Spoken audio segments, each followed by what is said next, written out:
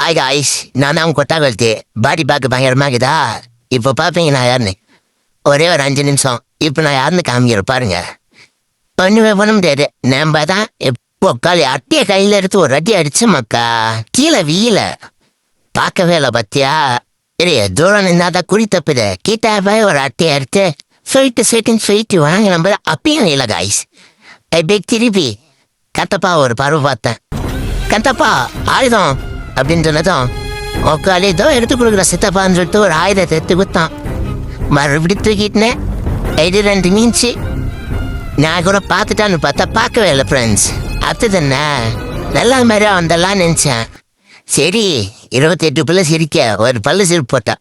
அப்போ நாச்சு கண்டுபிடிப்பான்னு பார்த்தா பேக்கா மாதிரி பிறகு ஈனி அடிச்சான்.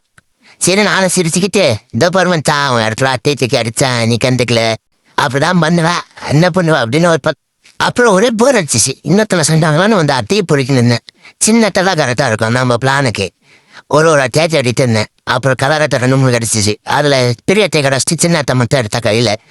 நம்மளுக்கு தேவை இப்போ ஒரு 6 அட்டை கிடச்சிச்சுன்னா நம்ம பிளானுக்கு போயிடலாம்.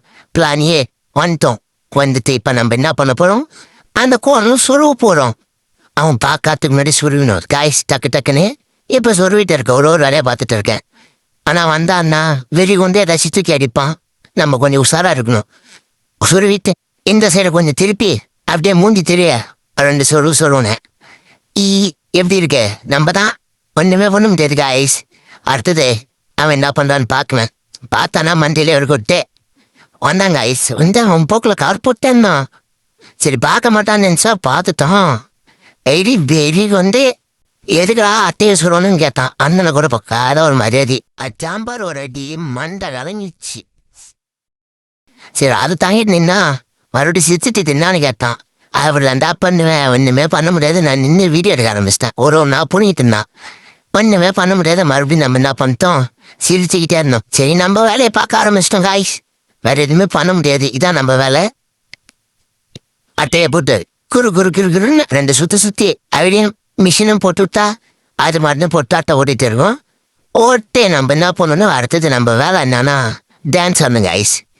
அப்படியே போட்டு விட்டு 2 டான்ஸு அப்படியே கோணம் பறக்குதா எப்படி கேட்ச் பிடிச்ச மாத்தியா அப்படியே ஏற்றி விடுற போது டன்னு கரெக்டுன்னு ஒரு ஸ்டெப்பு போடுவோம் பாருங்க ஐஸ். அதுதான் ஹைலைட்டு இங்கே. என்னன்னா வேலை செய்யறப்ப நம்ம அவ்வளோ ஜாலியாக என்ஜாய் பண்ணி வேலை செய்யணும். பிடிச்ச வேலையை ஒன்றுமே பண்ண முடியாது. நம்ம தான் திருப்பூரே நம்ம தான் கைஸ். அப்படியே ஓட்டிகிட்டே இருந்தாங்க ஐஸ். குறுக்கு இந்த கவுசிக்கு வந்தான். அந்த மாதிரி வந்துட்டான் மென்டலு. அவன் என்ன பண்ணிட்டேன்னு தெரியல. சரி 2 கேள்வி கேட்டு நான் மட்டும் ஓட்ட ஆரம்பிச்சிட்டேன்.